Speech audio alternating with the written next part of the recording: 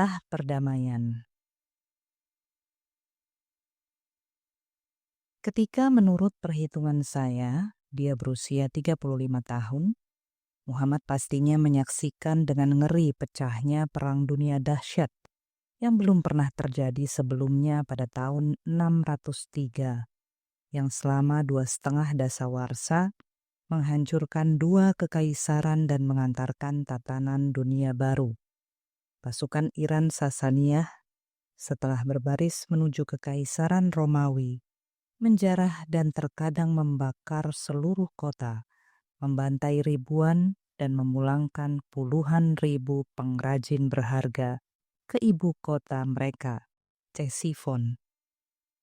Al-Quran turun kepada Muhammad di Mekah, sebuah negeri tak bertuan yang damai dan jarang ada di tengah para raksasa yang berseteru, tetapi terancam tertelan oleh konflik tersebut. Perjuangan bergenerasi-generasi tersebut sebagian bersumber dari sebuah kudeta dan tahun-tahun pembalasan berdarah dan ketidakstabilan di Konstantinopel. Pada 602, seorang jenderal dan petualang merusak tradisi suksesi kepemimpinan Romawi yang damai yang sudah berlangsung selama berabad-abad.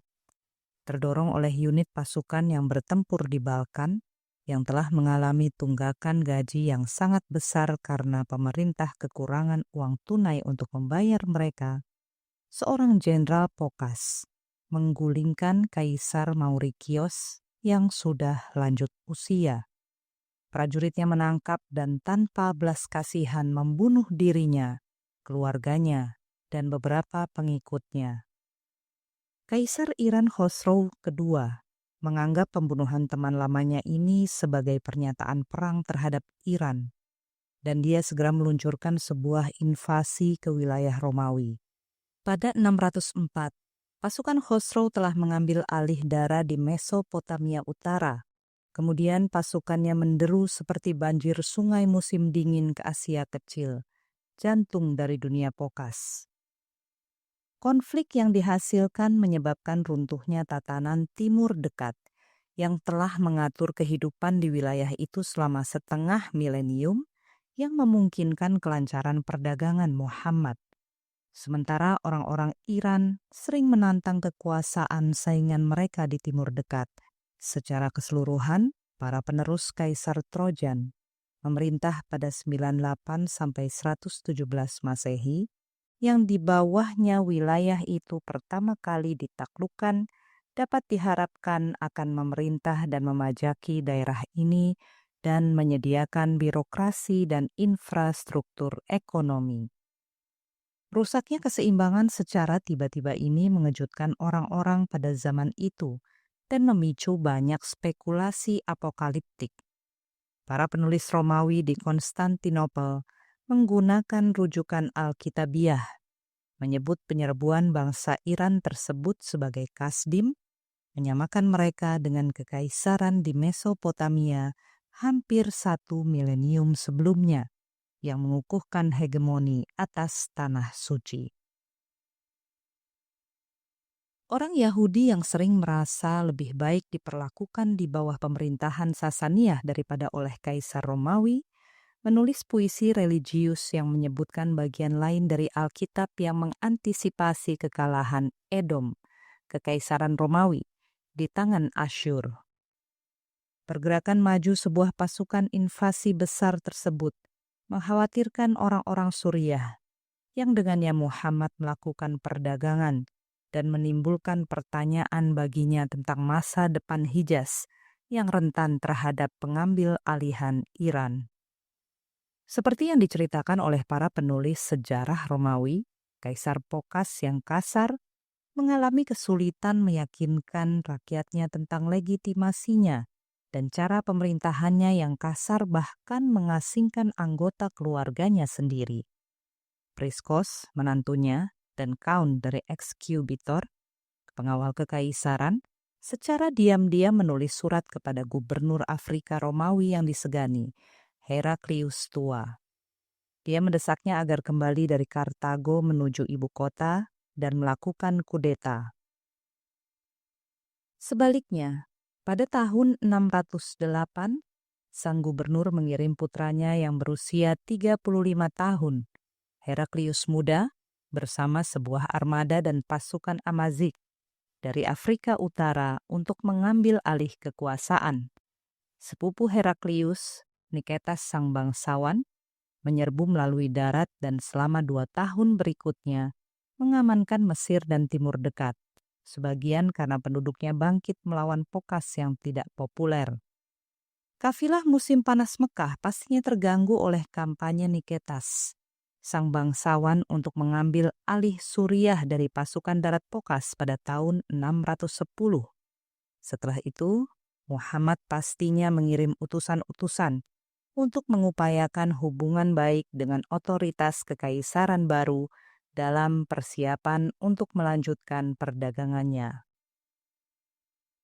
Pemberontakan itu berakhir pada Oktober 610 ketika pasukan invasi Angkatan Laut Heraklius melaju melewati Laut Aegea menuju Laut Marmara yang berombak dan biru gelap dan berhasil mendarat di dermaga Sofia di Konstantinopel di bawah hipodrom.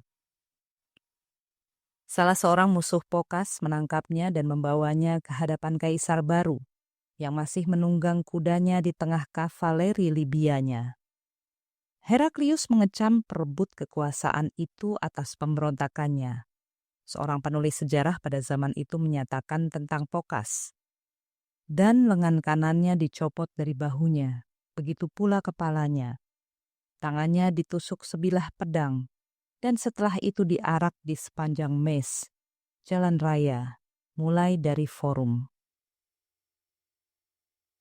Tidak diragukan lagi, dalam kecemasan Muhammad dan teman-teman Suriahnya, kudeta di Konstantinopel tidak berpengaruh pada pasukan Iran yang masih berbaris dari Mesopotamia pada tahun 610. Pada tahun itu, Antek-Antek Shah mengambil alih kota Romawi Timur bernama Edessa, yang dikenal sebagai benteng pertahanan kesalehan Kristen. Seorang penulis sejarah abad ke-7 akhir menulis, dan orang Persia menjadikan diri mereka penguasa sungai Yufrat dan semua kota di Antioquia. Lalu mereka menjarahnya dan tidak meninggalkan seorang prajurit pun bertahan hidup pada zaman itu. Periode perang brutal ini membuat orang-orang berpikir tentang bagaimana mungkin perdamaian bisa tercapai. 3 pusat kekuatan Kekaisaran Romawi Timur adalah para pejabat kekaisaran, baik di ibu kota maupun provinsi, para uskup dan para biarawan, dan masing-masing memiliki visi perdamaian tersendiri. Para uskup bertindak di perkumpulan setempat untuk menengahi perselisihan. Para biarawan mencari keselarasan dengan Tuhan melalui keimanan soliter, penentraman, dan ibadah khusyuk. Pemerintah mengupayakan perdamaian bila peduli akan itu, melalui perjanjian dan tawar-menawar dan kadang-kadang melalui perang defensif. Perdamaian negatif atau sekedar tidak adanya konflik telah dipertentangkan dengan perdamaian positif dari kebijakan aktif yang dimaksudkan untuk menumbuhkan rekonsiliasi dari waktu ke waktu. Diplomasi negara, seperti halnya pertukaran utusan, dan perjanjian seperti yang terjadi pada tahun 561 hingga 562 antara Kekaisaran Romawi dan orang-orang Sasaniyah mewakili upaya perdamaian positif yang dimaksudkan untuk meletakkan dasar guna menghindari kekerasan. Pihak otoritas kekaisaran di Konstantinopel dan Ctesifon gagal menemukan formula untuk perdamaian dari kedua jenis tersebut pada awal abad ke-7. Hasilnya, para pemimpin spiritual seperti uskup dan biarawan pada zaman itu sering beralih ke dalam diri, berkonsentrasi pada ketenangan spiritual dari jiwa, bahkan saat nyala api penaklukan menjilat-jilat katedral dan biara mereka. Di Hijaz juga demikian, konflik Romawi Iran yang terjadi dengan tanah suci sebagai salah satu hadiahnya menimbulkan dampak mendalam. Awan gelap yang menggantung di atas dunia ini tentu saja membentuk konteks penting bagi pandangan Al-Quran tentang perdamaian.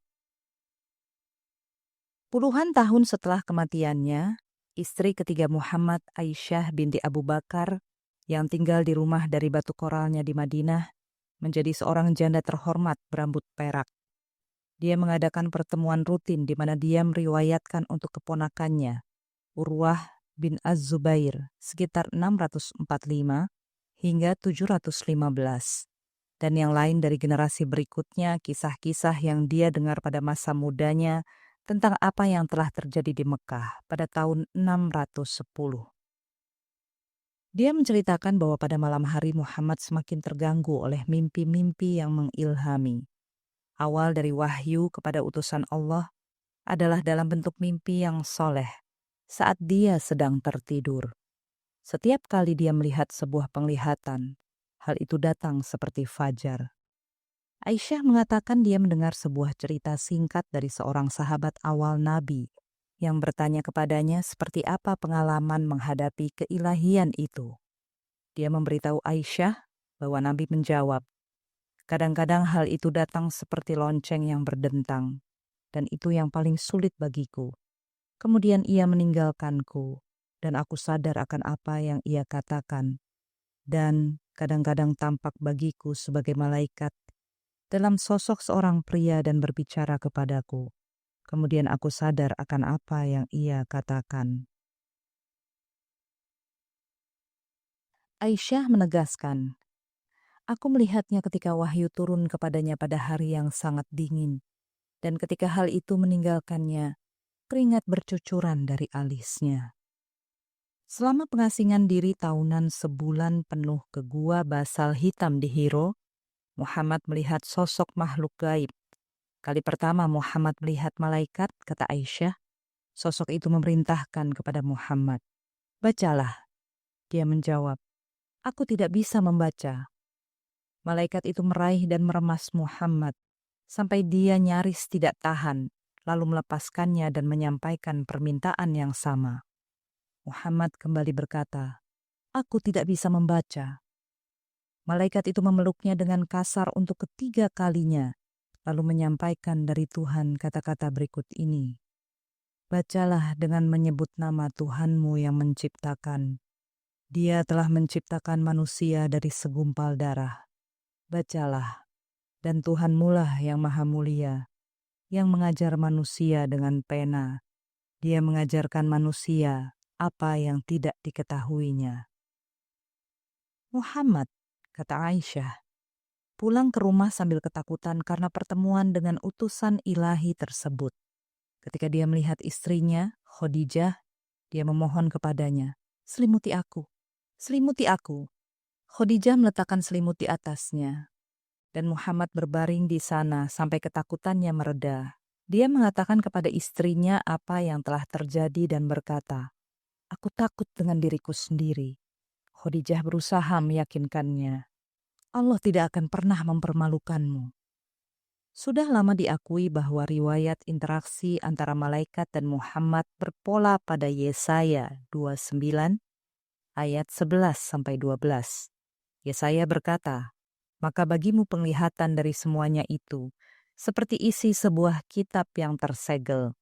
Apabila itu diberikan kepada orang yang tahu membaca dengan mengatakan, 'Baiklah, baca ini,' maka ia akan menjawab, 'Aku tidak dapat, sebab kitab itu tersegel.' Dan apabila kitab itu diberikan kepada seorang yang tidak dapat membaca, dengan mengatakan, 'Baiklah, baca ini,' maka ia akan menjawab, 'Aku tidak dapat membaca.'" Dalam riwayat Aisyah, malaikat membuka kitab tersebut dengan memberi kepada Nabi Muhammad kemampuan untuk membaca atau membacakan wahyu Allah setelah awalnya tidak mampu. Nabi Muhammad atau orang-orang beriman terdahulu menggunakan gambaran Alkitabiah ini untuk menjelaskan pentingnya wahyu pertama. Aisyah atau sumber-sumbernya menggunakan Nabi kuno Yesaya, hidup pada abad ke-8 sebelum Masehi, karena dia juga menulis pada suatu masa ketika sebuah pasukan yang kuat dari Mesopotamia berjalan dengan susah payah menuju Tanah Suci. Yesaya mengatakan bahwa dengan kerajaan Israel di bawah tekanan Neo-Asiria, kemudian pemerintahan asing, orang-orang melek huruf dan buta huruf di kalangan orang Yahudi tidak dapat memahami visinya.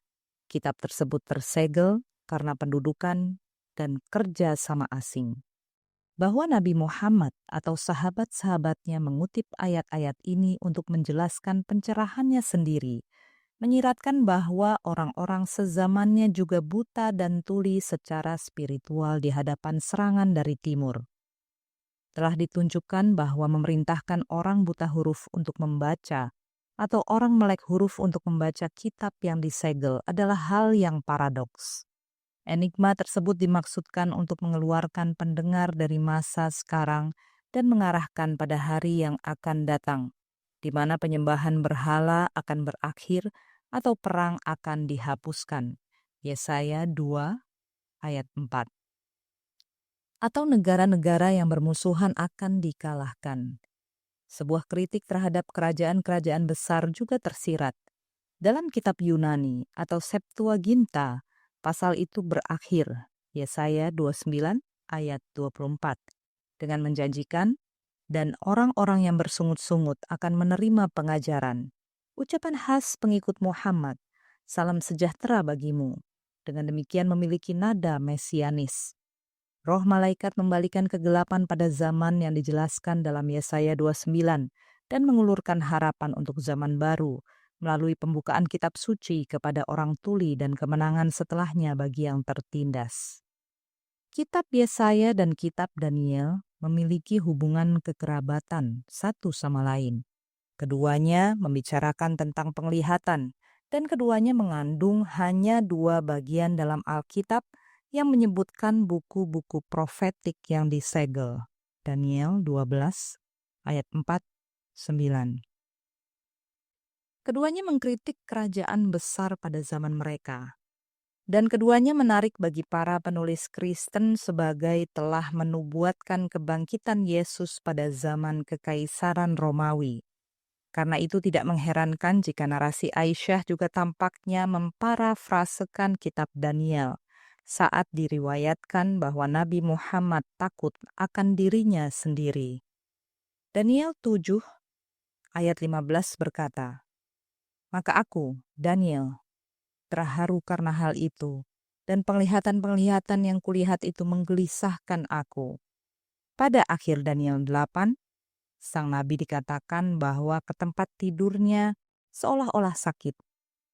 Maka aku, Daniel, lelah dan jatuh sakit beberapa hari lamanya. Muhammad bereaksi serupa, dan Khadijah menyelimutinya.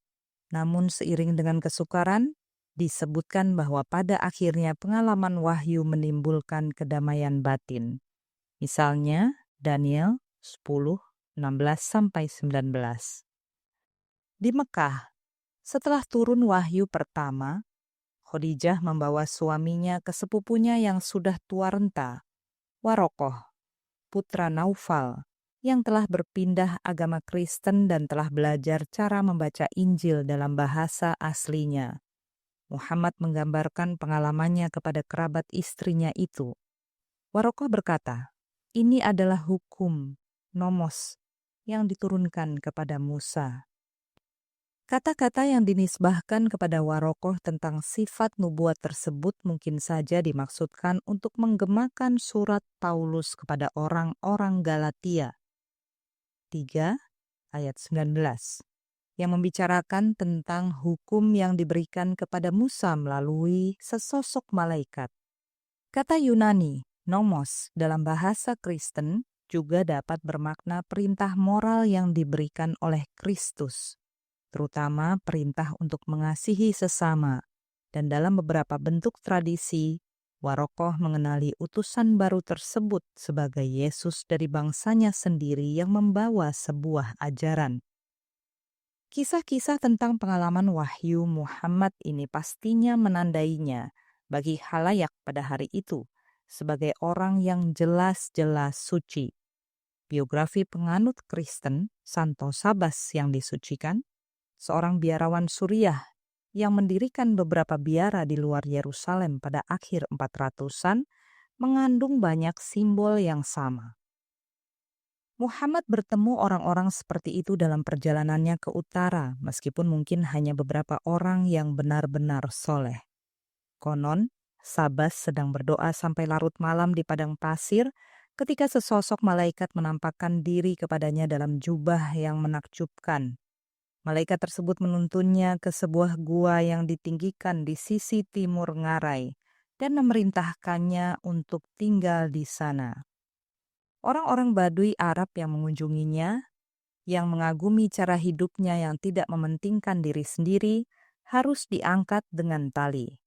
Mereka kemudian mulai membawakannya roti, keju, kurma, dan hadiah lainnya.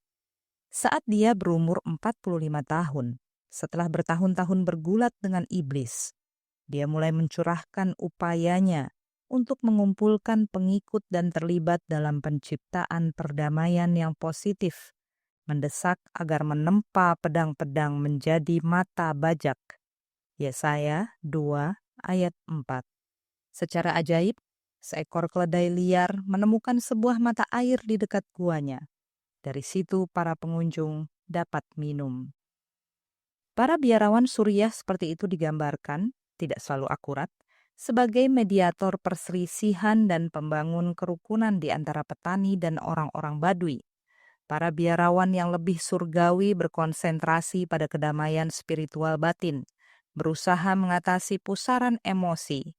Transyordania dan Hijaz Utara memiliki biara-biara dan lembaga-lembaga Kristen semacam itu, memberikan contoh kepada bangsa Arab. Bukan berarti kaum muslim meminjam elemen cerita yang disusun oleh para penulis hagiografi dalam profil-profil seperti Santos Sabas. Sebaliknya, semua orang di Mediterania besar pada waktu itu menceritakan kisah-kisah semacam itu dengan kosakata simbol-simbol ini. Narasi tentang Muhammad tentu saja berbeda meskipun mengandung sebuah goa, sesosok malaikat, hidup dalam ketaatan, sebuah misi yang dimulai pada usia 40-an, sebuah sumur keramat, kepedulian untuk menengahi konflik, dan para pengagum Baduy yang membawakan hadiah-hadiah ke Ka'bah. Muhammad adalah seorang pedagang besar, alih-alih seorang pertapa dan menganjurkan keterlibatan positif dengan dunia. Iblis-iblis gaib dan pergulatan melawan mereka tidak berperan dalam kisah hidupnya. Dia tidak hanya orang suci, tetapi juga seorang utusan Allah yang berupaya merevolusi spiritualitas umat manusia. Namun, visi-visi awal perdamaian dari Al-Quran bersifat pribadi dan surgawi, seperti halnya visi para uskup dan biarawan pada zaman itu yang putus asa dengan keharmonisan yang profan. Kembali di Mekah, Urwah meriwayatkan bahwa bibinya, Aisyah, pernah menceritakan akhir dari percakapan Muhammad dengan Warokoh. Bukanlah hal yang menyenangkan. Aku harap aku masih hidup ketika bangsamu mengusirmu. Muhammad yang terkejut bertanya, apakah itulah yang benar-benar akan terjadi terhadap dirinya? Ya, jawab Warokoh dengan tegas. Setiap kali seorang manusia membawa apa yang engkau bawa, dia diperlakukan dengan permusuhan. Sepupu tua yang bijak itu dikabarkan telah menjanjikan dukungannya, tetapi dia meninggal beberapa hari kemudian. Riwayat dalam Al-Quran yang paling menyerupai narasi wahyu dari Aisyah adalah surah ke-97, Al-Qadr, kemuliaan. Surah ini juga menggambarkan turunnya malaikat dan Roh Kudus ke bumi. Menurut tradisi Muslim, pernyataan singkat ini menguraikan pengalaman yang luar biasa atas wahyu ilahi yang meliputi Nabi Muhammad untuk kali pertama sekitar tahun 610.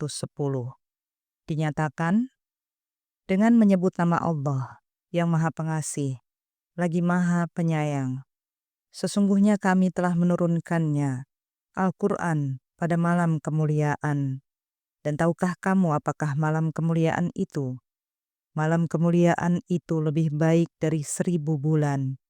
Pada malam itu turun malaikat-malaikat dan malaikat Jibril dengan izin Tuhannya untuk mengatur semua urusan. Malam itu penuh kedamaian sampai terbit fajar. Ungkapan kami telah menurunkan secara tradisional telah dianggap sebagai penyebutan terhadap permulaan panggilan ilahi Muhammad. Kunjungan dari yang suci ini sangat misterius dan sulit dipahami oleh manusia. Al-Quran menyatakan, "Bagaimana aku bisa membuatmu memahaminya?" Sebagaimana dengan penglihatan Daniel, makna wahyu membutuhkan penafsiran. Dalam surah ini, bukan malaikat yang menjelaskan, melainkan suara Allah sendiri.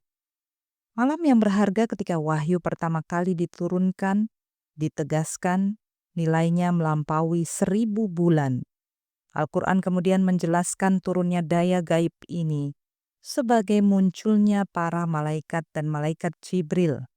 Meskipun malaikat pada zaman Muhammad telah menjadi batu ujian universal di kalangan para penyembah berhala, umat Kristen dan umat Yahudi, mereka menikmati tempat khusus dalam literatur apokaliptik dari kitab Daniel hingga Wahyu dan tinjauan selanjutnya tentang karya-karya tersebut. Pada periode kuno akhir, orang-orang memandang malaikat sebagai sarana Tuhan untuk berkomunikasi dengan dunia manusia sambil tetap transenden. Demikian juga gagasan tentang Roh Kudus. Sebuah aspek keilahian terdapat di mana-mana di Timur Dekat.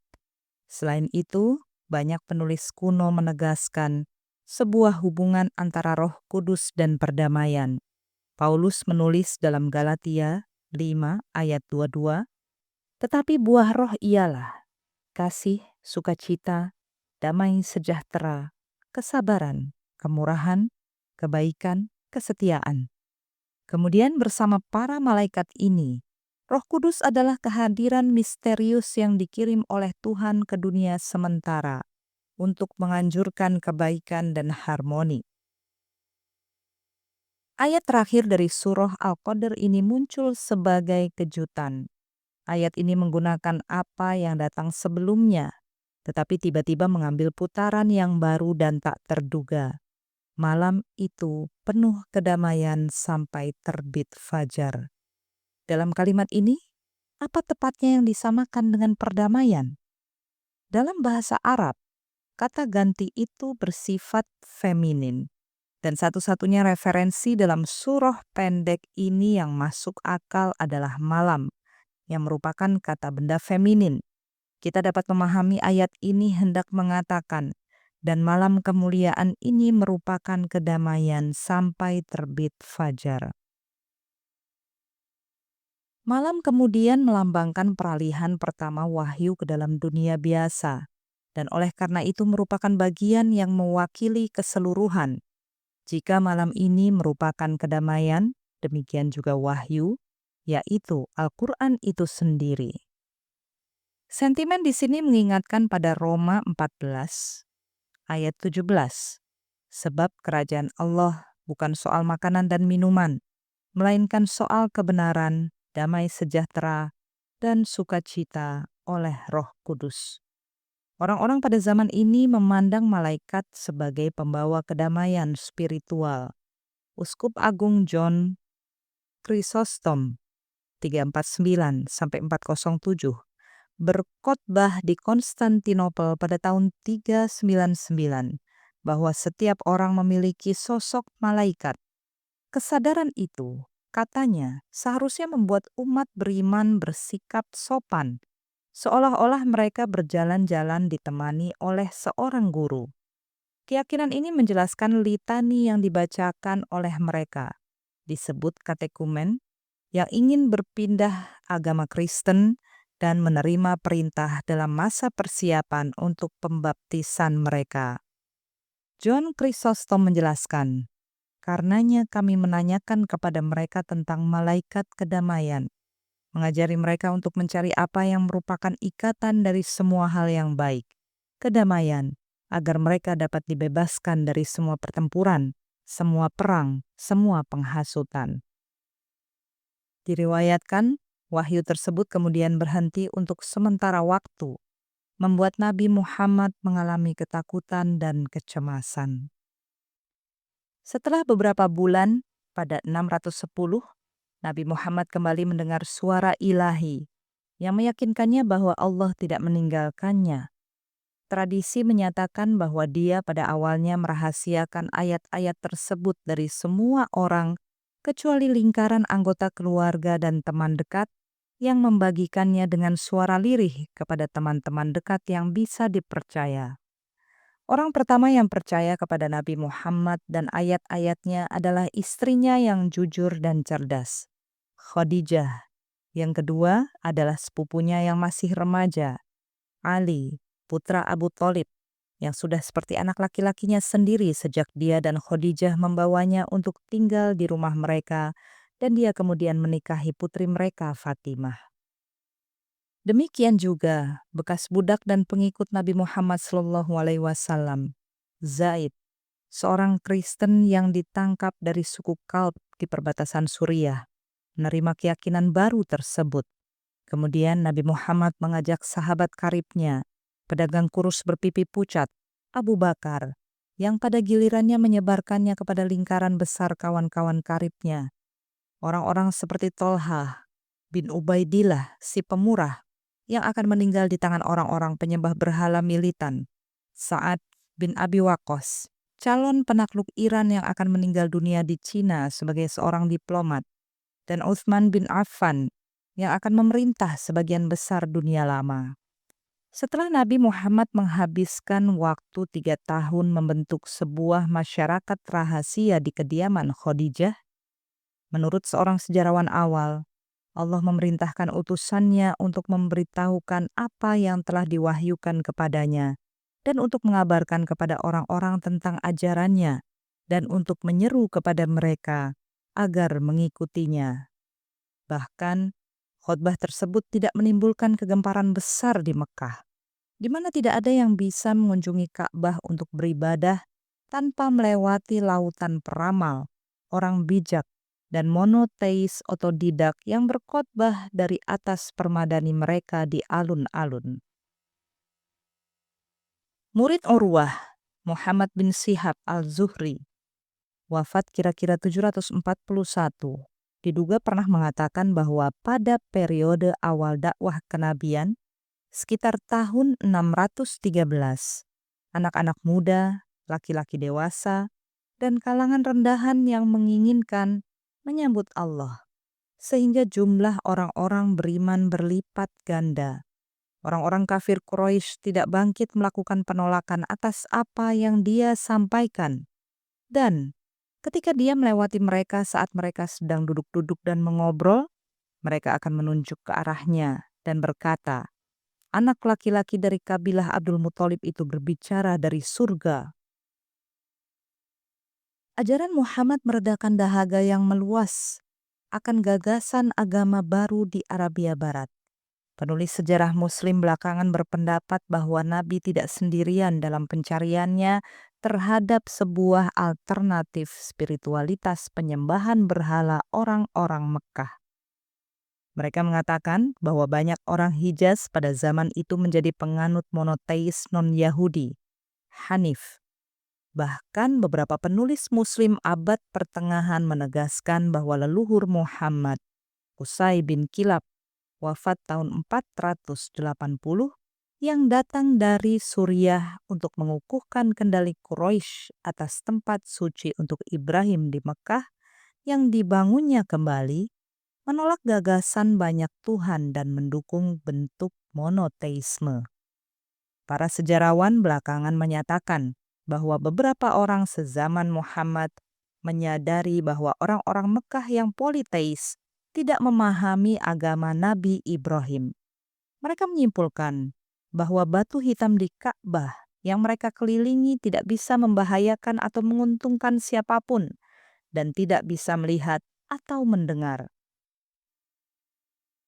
Seorang penduduk Mekah yang lebih tua yang sezaman dengan Nabi Muhammad SAW, bernama Zaid bin Amr misalnya, diriwayatkan telah menolak untuk menjadi orang Yahudi atau Kristen, tetapi meninggalkan agama kaumnya, menghindari berhala, dan pengorbanan binatang.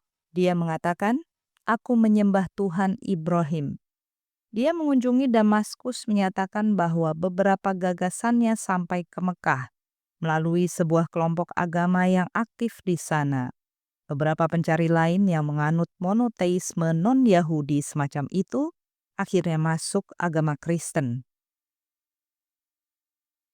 Kaum Hanif Mekah ini menyerupai apa yang kita ketahui tentang golongan takut Tuhan di Kekaisaran Romawi. Para penyembah berhala yang beralih menyembah Zeus saja, atau sosok yang mereka sebut Tuhan yang Maha Tinggi. Beberapa dari mantan politeis ini menemukan bahwa mereka memiliki banyak kesamaan dengan Yahudi dan bergaul dengan mereka meskipun mereka tetap menganut bentuk monoteisme mereka sendiri dan tidak berpindah agama. Barangkali para pedagang Hijaz berkenalan dengan sekelompok kaum takut Tuhan semacam itu di Damaskus selama kunjungan tahunan ke kota tersebut. Beberapa orang Mekah mungkin telah memandang Allah sebagai Tuhan utama dan pencipta, sementara sosok supernatural lain di sekitarnya sebagai makhluk yang lebih rendah, sebuah keyakinan yang disebut henoteisme. Cara berpikir ini menjadi sangat populer pada tahun 200-an Masehi dan setelahnya di Kekaisaran Romawi sehingga ada yang menggambarkan era itu sebagai paganisme kedua. Nabi membacakan ayat-ayat yang mengakui bahwa orang-orang Mekah percaya kepada Tuhan. Dan sungguh, jika kamu bertanya kepada mereka, siapakah yang menciptakan mereka? Niscaya mereka menjawab, Allah. Beberapa saat setelah Nabi Muhammad mulai berdakwah secara terbuka pada tahun 613, menurut beberapa tradisi Muhammad secara terbuka mengambil sikap yang pasti akan menimbulkan masalah besar di kota kelahirannya. Mungkin pada tahun 614, dia keluar dan menolak keberadaan tuhan-tuhan para penyembah berhala. Apakah itu yang berada di atas lempengan batu di depan Ka'bah yang misterius, yang di sekelilingnya orang-orang kafir menempatkan berhala-berhala persegi mereka yang tak berbentuk tugu batu, yang mereka pikir dihuni oleh tuhan-tuhan yang lebih rendah? Al-Quran, Al-Jin, surah ke-72 ayat 18 menegaskan bahwa hanya Allah yang boleh disembah di Ka'bah.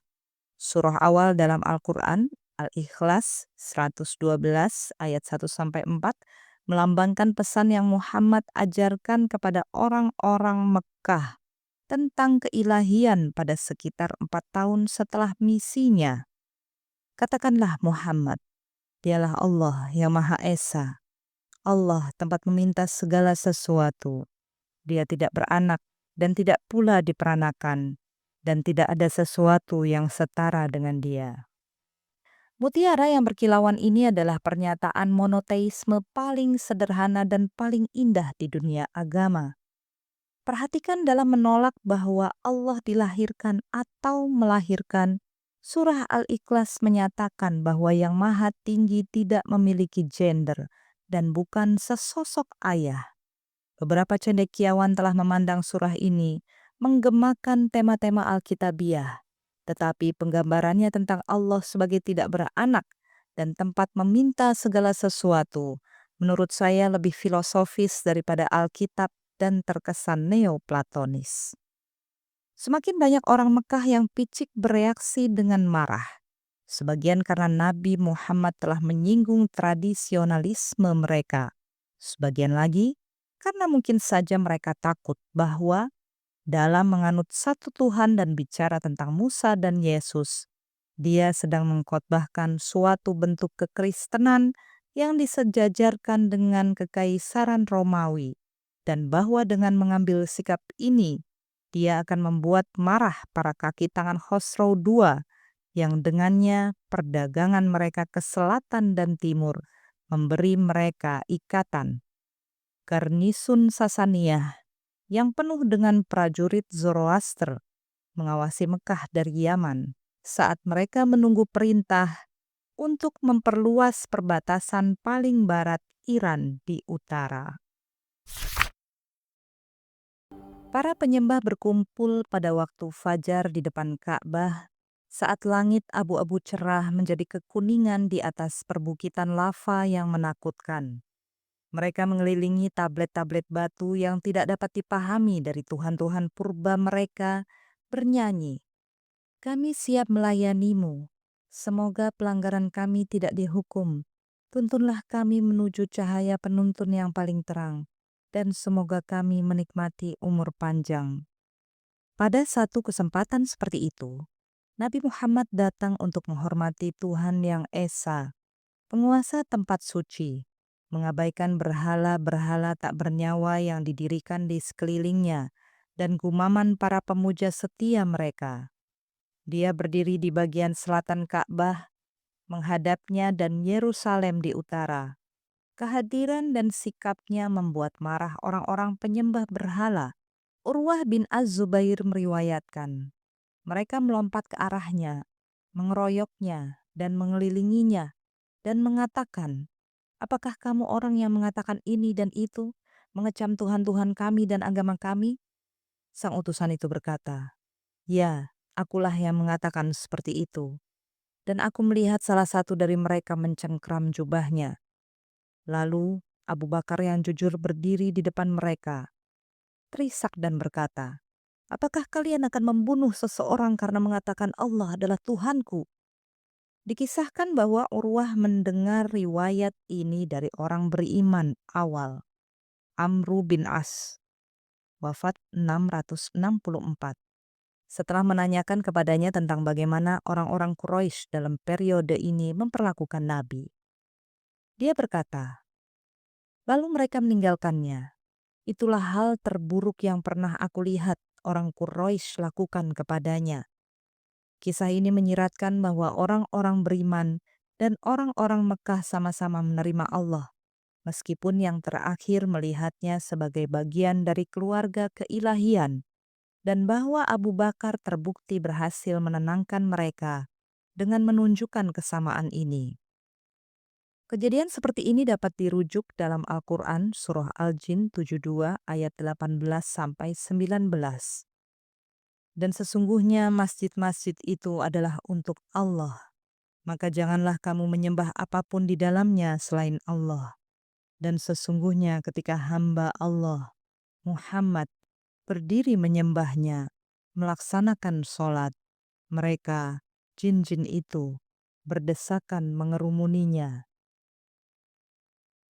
Abu Tholib, kepala suku yang bagai singa dari kabilah Hashim, diriwayatkan menerima tekanan kuat dari orang-orang Quraisy agar menghentikan Muhammad dalam mendakwahkan ajaran monoteistiknya. Tetapi dia justru memutuskan untuk melindungi keponakannya. Sebagian besar sumber belakangan menyatakan bahwa meskipun Muhammad sangat menyayangi pamannya, Abu Tholib, sang paman tidak pernah menerima agama baru tersebut dengan mengatakan, "Aku harus tetap menganut agama leluhurku." Kabilah penyembah berhala Hashim dan Al-Muthalib, kata mereka, melingkarkan gerobak-gerobak mereka mengelilingi Muhammad dan melindungi dia beserta pengikutnya karena solidaritas kekerabatan.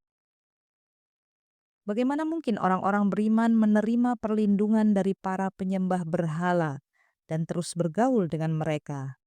Satu hal, Muhammad mengakui otonomi moral orang lain. Karena itu, para pengikutnya tidak punya pilihan selain hidup secara damai di tengah orang-orang yang sesat. Surah Al-Ghoshiyah 88 ayat 21 dan 22 menunjukkan kepada Muhammad bahwa apa yang dia bisa lakukan hanyalah memperingatkan orang-orang tentang pilihan buruk yang mereka buat dalam hidup ini. Setelah itu jalan mereka adalah tanggung jawab mereka sendiri. Maka berilah peringatan, karena sesungguhnya engkau Muhammad hanyalah pemberi peringatan. Engkau bukanlah orang yang berkuasa atas mereka. Selanjutnya, Surah Yunus 10 ayat 99 berfirman kepada Muhammad, "Dan jika Tuhanmu menghendaki, tentulah beriman semua orang di bumi seluruhnya. Tetapi apakah kamu hendak memaksa manusia agar mereka menjadi orang-orang beriman?"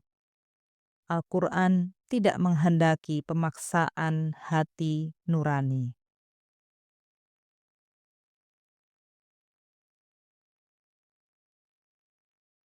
Nabi Muhammad sebagai sosok suci bisa memberitahu orang-orang sezamannya tentang akhirat karena dia mengunjunginya dalam penglihatan. Surah At-Takwir 81 ayat 19 sampai 24 menggambarkan bagaimana dia naik ke tepian surga. Sesungguhnya Al-Quran itu benar-benar firman Allah yang dibawa oleh utusan yang mulia, Jibril, yang memiliki kekuatan, memiliki kedudukan tinggi di sisi Allah yang memiliki arsy, yang di sana, di alam malaikat, ditaati dan dipercaya. Dan temanmu Muhammad itu bukanlah orang gila. Dan sungguh, dia, Muhammad, telah melihatnya, Jibril, di ufuk yang terang.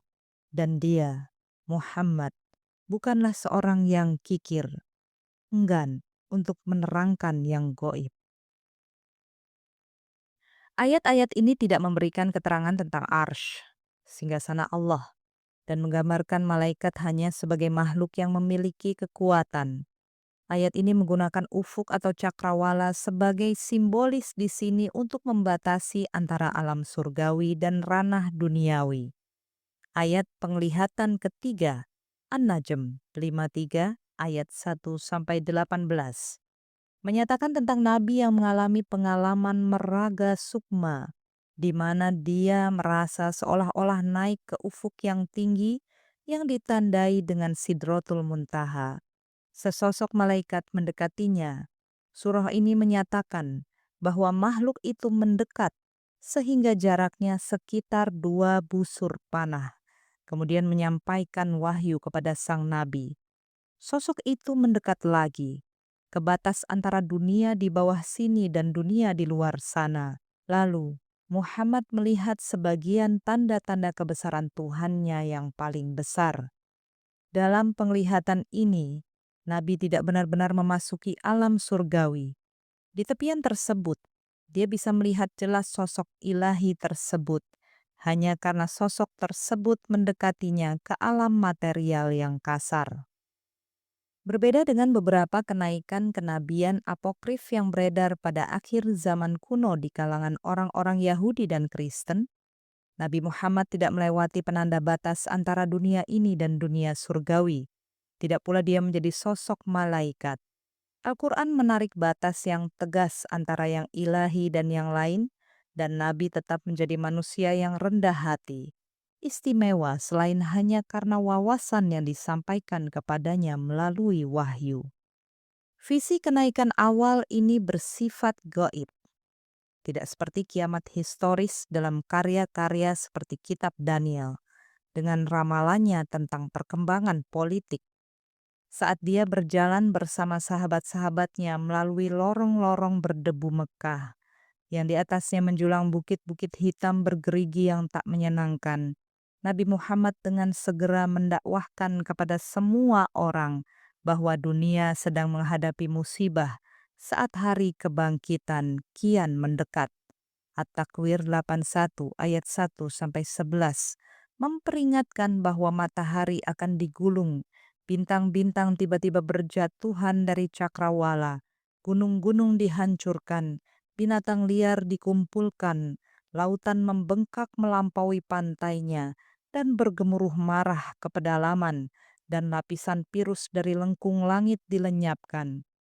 Pada saat yang sama, surah ini menyebutkan tentang kepanikan di antara masyarakat manusia, menubuatkan bahwa keadaannya akan begitu mengerikan, sehingga bahkan unta-unta yang bunting akan ditinggalkan dan tak terurus oleh pemiliknya, dan bayi-bayi perempuan yang dikubur hidup-hidup ditanya tentang dosa apa yang membuatnya dibunuh.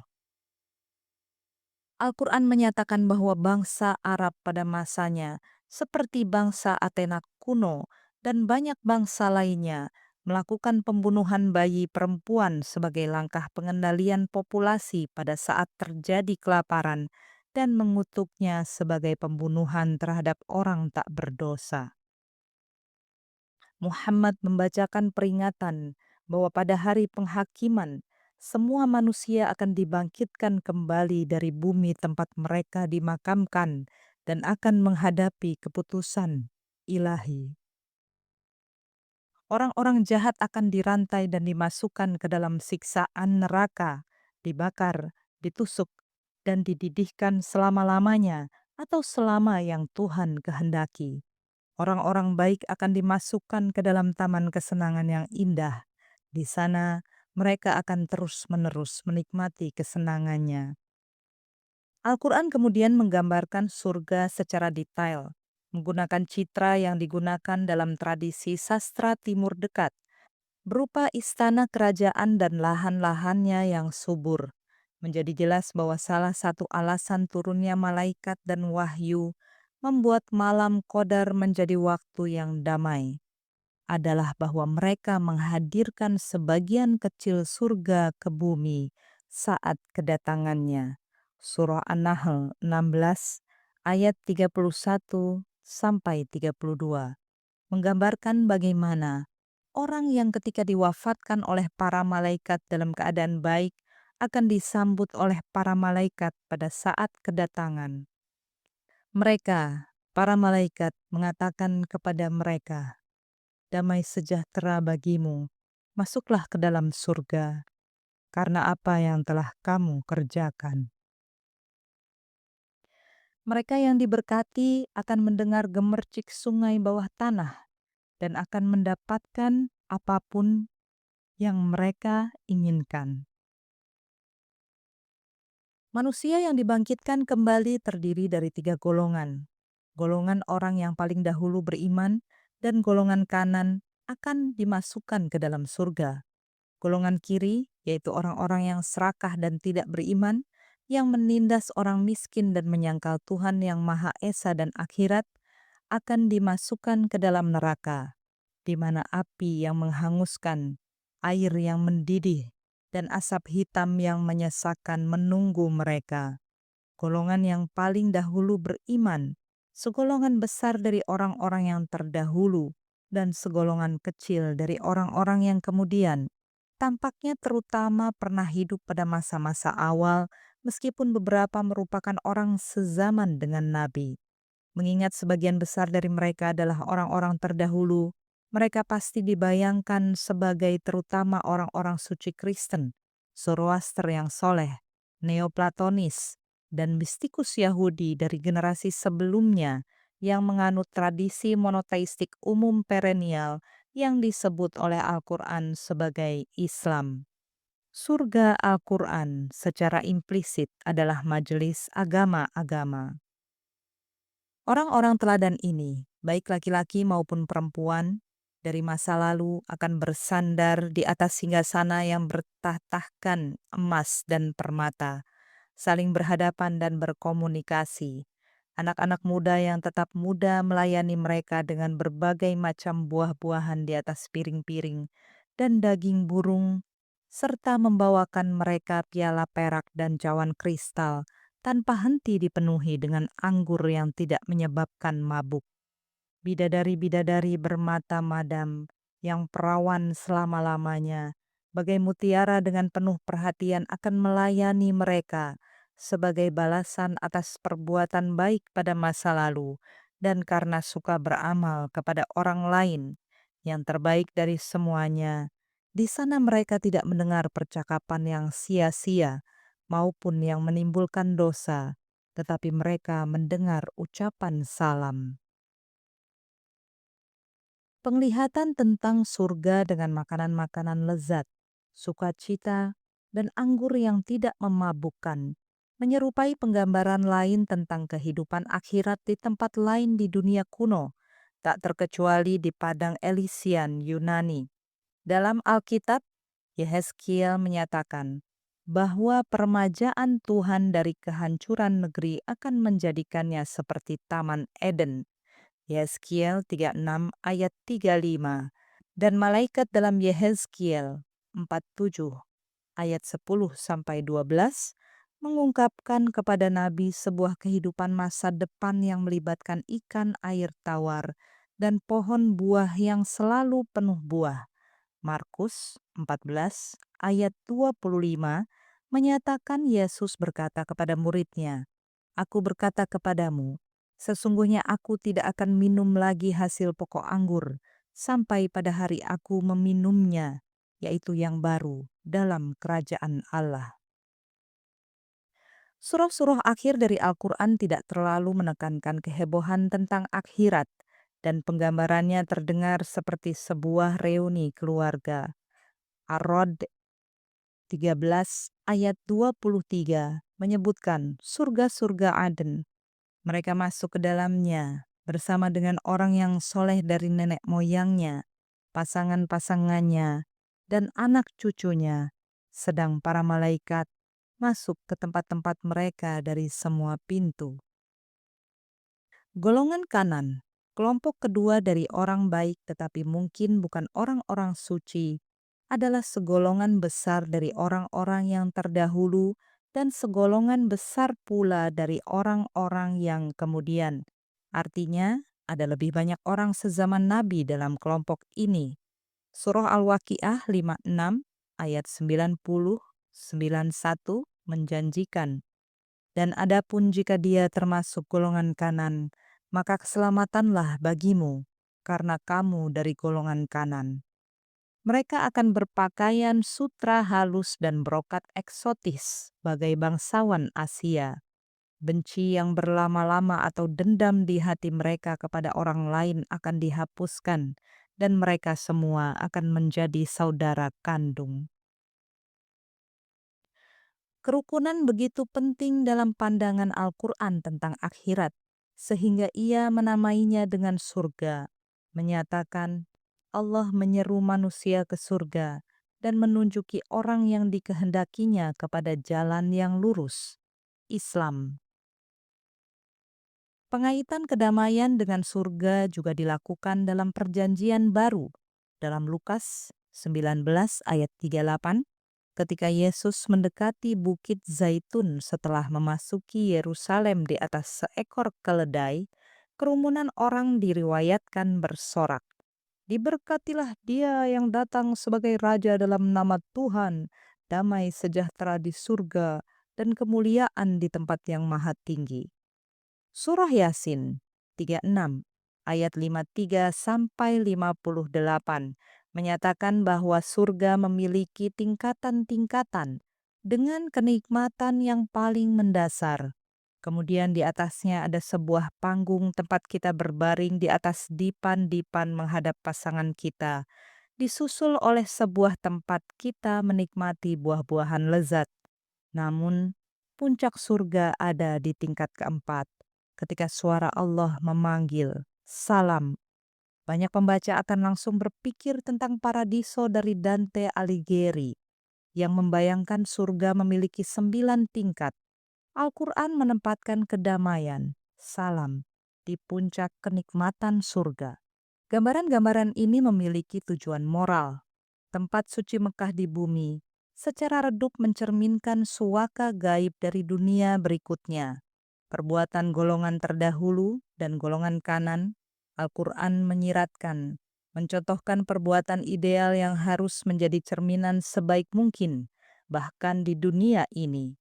Platonisme menengah, persemakmuran spiritual dari akhir zaman kuno, menyatakan bahwa alam spiritual itu nyata dan bahwa bumi material hanya berpartisipasi dalam arketip dari dunia lain. Dalam tradisi retorika klasik yang ada di sekeliling Nabi Muhammad ketika dia bepergian ke utara setiap tahun, tujuan dari seorang penutur adalah menggunakan bahasa yang jelas dan bersemangat, yang menghidupkan benda yang digambarkan di hadapan mata pemirsa, membuat mereka merasa seolah-olah menyaksikannya. Namun, menggambarkan saja tidaklah cukup. Penutur berusaha menggerakkan pendengar secara emosional dengan memancing imajinasi mereka. Al-Quran menggunakan perangkat sastra ini dalam menghadirkan surga kepada orang-orang mukmin. Demikian juga, para pengkhotbah Kristen mendesak orang-orang beriman untuk menjaga prospek bergabung dengan perhimpunan surga dalam pikiran. Cyril dari Yerusalem 313-386 berkhotbah, bahkan sekarang Aku memohon kepadamu, angkatlah pemahaman matamu. Bayangkan paduan suara malaikat dan Tuhan, Tuhan dari segalanya sedang duduk, dan anak tunggal duduk dengannya di sebelah kanannya, dan roh dengan mereka hadir, dan tahta dan kekuasaan melakukan pelayanan, dan setiap pria dan wanita di antara kalian menerima keselamatan. Dalam hal ini, Cyril menggunakan teknik retorika Yunani untuk membuat surga nyata bagi pendengarnya dengan menggambarkan untuk mereka gambaran kata kuat yang menggugah emosi mereka. Begitu juga dengan Al-Quran. Alasan mengapa harmoni berada di pusat misteri ilahi yang diwahyukan kepada Nabi Muhammad SAW mungkin diketahui dalam surah Al-Hasyr 59 ayat 23. Ayat ini mengungkapkan bahwa kedamaian adalah salah satu nama Tuhan. Dialah Allah yang tiada Tuhan selain Dia, Raja yang maha suci, yang maha sejahtera, yang mengaruniakan keamanan, yang maha memelihara, yang maha perkasa, yang maha kuasa, yang memiliki segala keagungan. Maha suci Allah dari apa yang mereka persekutukan. Di sini, Allah sebagai kedamaian dikaitkan dengan sifat lain, yakni memberikan ketertiban dan perlindungan dengan kekuasaannya yang tidak tertandingi. Gerakan baru tersebut, menurut Al-Quran, bersifat damai, mencerminkan ketenangan akhirat yang mereka cita-citakan. Dengan memperlakukan tahun-tahun tak lama setelah dakwah terbuka Nabi Muhammad dimulai pada tahun 613. Penulis biografi belakangan menyatakan bahwa kaum penyembah berhala Quraisy kadang-kadang melakukan pemukulan terhadap orang-orang beriman awal atau beberapa orang beriman yang sangat kuat dan pemarah memukul para tokoh Quraisy. Tetapi kisah-kisah ini adalah hiasan belakangan oleh pencerita Muslim. Nabi Muhammad SAW, seperti anggota lain dari kabilah Hashim, bertugas sebagai penjaga Ka'bah, pusat dari tempat suci Mekah. Sebagai seorang imam awam, dia mendedikasikan diri untuk menjaga ketenangannya dengan menjadi penengah di antara kabilah-kabilah yang bertikai. Al-Quran menganjurkan mendahulukan non-kekerasan, mengutamakan pendekatan perdamaian untuk resolusi konflik bila memungkinkan. Tradisi mengatakan bahwa tokoh Mekah, Al-Walid bin Al-Mughirah, dan sahabatnya dengan angkuh mendekati Nabi Muhammad di Ka'bah, menyatakan agar dia dan para pengikutnya harus menghormati agama mereka. Dengan balasan orang-orang Mekah akan berkenan menoleransi klaim kenabian Muhammad. Sebagai tanggapannya, Muhammad diriwayatkan membacakan kepada mereka surah Al-Kafirun 109 ayat 1-6, menolak permintaan sinkretisme tersebut tetapi menganjurkan toleransi timbal balik atau setidaknya pengakuan atas hak satu sama lain untuk menganut pandangan yang berbeda.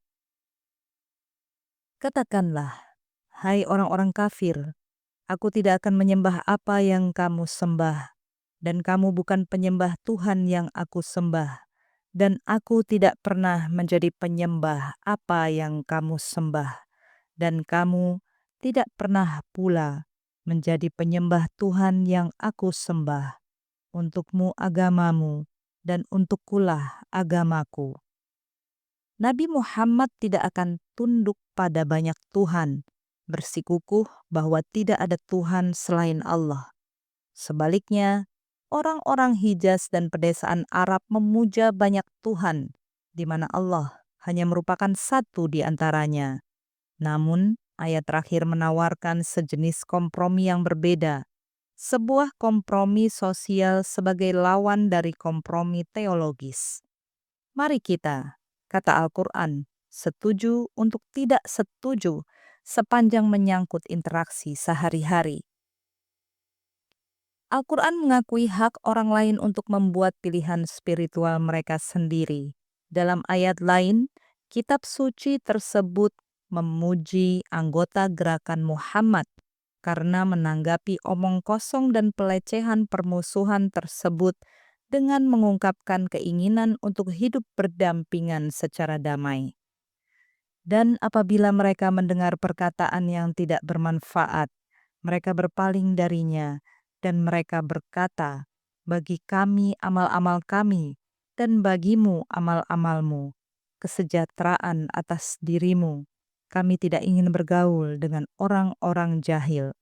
Quran Surah Al-Qasas 28 ayat 55.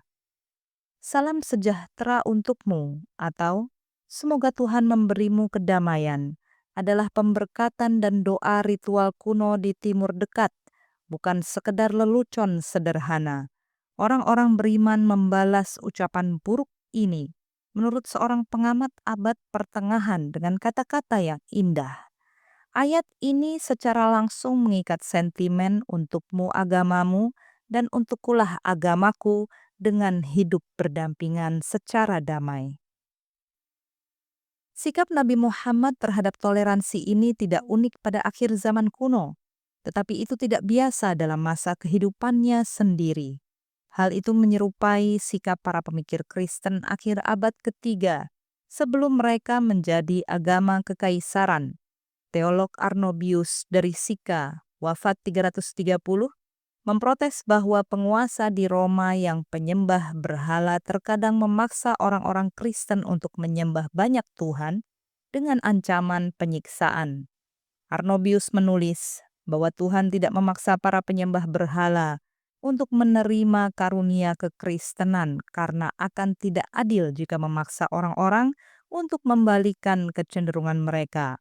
Murid Arnobius, ahli retorika Lucius Lactantius, sekitar 250 hingga 320, yang mengajar di Nikomedia, menulis pada awal abad keempat, selama penganiayaan besar para penyembah berhala terhadap para pengikut Yesus, tidak ada kesempatan untuk kekerasan dan luka-luka karena agama tidak dapat diberlakukan dengan paksa. Perkara itu harus dilakukan dengan kata-kata daripada dengan pukulan, agar kehendak mungkin akan berpengaruh, karena tidak ada perkara kehendak bebas yang lebih besar selain agama. Setelah Konstantinus menetapkan agama Kristen sebagai agama resmi Kekaisaran Romawi, sentimen ini menjadi langka di kalangan para teolog dan pejabat negara yang mulai aktif menganiaya para penyembah berhala. Perang Dunia Dahsyat abad ke-7, ketika pasukan Iran mencaplok wilayah Romawi dan mengancam tanah suci dan Hijaz, menyiapkan panggung bagi ajaran yang disampaikan oleh Nabi baru di Mekah. Tradisi-tradisi belakangan membicarakan tentang Muhammad sang pencari, yang mencari kedamaian batin dan menolak penyembahan berhala dari orang-orang sezamannya. Tentang seorang laki-laki yang menghabiskan 1 bulan setiap tahun mengasingkan diri di dalam gua batu lava terpencil, melakukan amal kebaikan, dan melakukan perenungan. Di sebuah pusat perdagangan Laut Merah yang ramai, meskipun kecil, dia mengupayakan ketenangan dalam pengasingan diri tahunan selama sebulan. Nabi adalah manusia dari dunia ini dan ada di dunia ini. Tetapi seseorang yang berdasarkan karakter moralnya yang tinggi dapat memberikan karisma penyangkalan diri yang dalam beberapa hal mengingatkan pada para biarawan monastik di wilayah utara. Namun, wahyu-wahyu yang menurutnya datang tanpa diminta ke dalam pikirannya mengadopsi jalan tengah antara penyangkalan diri asketik dari tradisi monastik Suriah dan hedonisme yang meluap-luap dari perayaan orang-orang Hijaz yang didedikasikan kepada para dewi. Pesan pertamanya merupakan salah satu kerukunan batin. Nabi Muhammad sebagai orang yang diberi wahyu tidak hanya diangkat menuju batas antara dunia ini dan dunia berikutnya, Tetapi pada malam kemuliaan, para malaikat beserta malaikat Jibril turun ke bumi dan merayakan kedamaian yang bersifat penyingkapan diri ilahi. Al-Quran memandang perdamaian sebagai sebuah kebajikan dan rahmat, serta sebagai salah satu manfaat masuk ke surga. Kitab suci ini menggambarkan golongan orang yang diangkat di surga sebagai masyarakat yang dinamis dan bukan hanya penerima rahmat Tuhan yang pasif. Golongan terdahulu beristirahat di atas dipan seperti singgasana saling berhadapan, berkomunikasi, saling mendoakan kedamaian. Malaikat, dia berkhotbah, akan menyambut orang-orang jujur dengan berkah kedamaian pada saat tiba di dunia berikutnya. Para penghuninya akan saling mendoakan kedamaian. Puncak dari kenikmatan surga adalah keridhaan yang diberikan oleh Allah atas kedamaian dan kesejahteraan. Al-Quran bertujuan untuk mengajak para pendengarnya untuk bergabung dalam imajinasi mereka, dalam golongan surgawi, meskipun masih ada di bumi sehingga tetap sadar menjadi bagian dari kedua dunia. Dengan demikian, Al-Quran mencontohkan kepada orang-orang beriman di dunia ini hubungan harmonis yang Tuhan harapkan dari mereka. Alkitab secara implisit membandingkan kedamaian surga dengan pembantaian besar-besaran Perang Dunia abad ke-7 dan dengan konflik yang terbangun di Mekah antara orang-orang penyembah berhala dan pengikut Muhammad. Sebagaimana yang dibayangkan oleh seorang pemikir Kristen seperti Aurelius Augustinus dari Hippo 354 hingga 430 tentang sebuah kota Tuhan surgawi setelah jatuhnya Roma. Al-Quran pada awalnya berlindung dalam sebuah cita-cita surgawi dari ancaman keduniawian yang mengerikan.